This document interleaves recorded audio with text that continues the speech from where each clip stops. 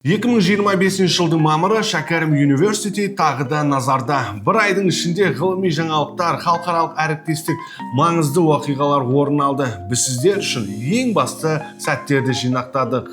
Ең маңызды, ең жарқын сәттен бастаймыз. Жетістіктер жәрмеңкесімен университетте зертханалар, студенттік стартаптар, түрлі технологиялар көрсетілді. Халықаралық қонақтар келді. Студенттер мен оқытушылар өз жобаларымен таныстырды.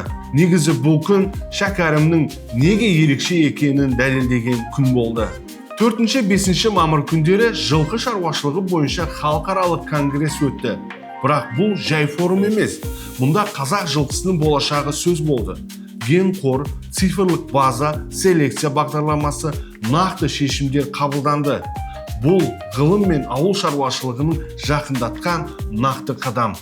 Университетте 2 жаңа зертхана ашылды. Бірі бетон, бірі топырақты зерттейді. Зерттеулер тек қана қағаз жүзінде емес, нақты құрылыс алаңдарында қолданылады. Ғылым өмірге келіп жатыр деген осы. Агробиолаборатория іске қосылды. Қытайлық серіктестермен бірге Шығыс Қазақстанда демонстрациялық агропарк құрылды. Бұл жобаға Northwest A&F University мен Sian Hetu компаниялары қолдау білдірді. Мақсат ауыл шаруашылығын заманауи деңгейге шығару.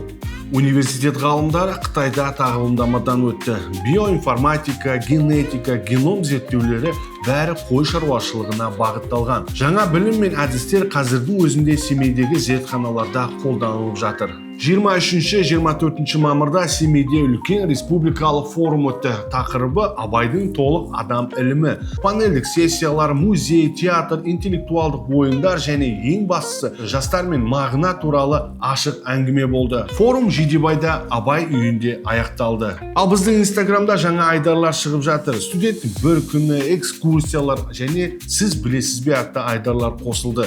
YouTube арнамызда Алексей Кривенко жайлы өте қызықты деректі фильм шықты. Ғалымның өмірі шынайы көзбен көрсетілді. Бір айдың ішінде 7 үлкен бастама. Шәкәрім University бұл жай ғана оқу орны емес, идеялар іске асатын жер.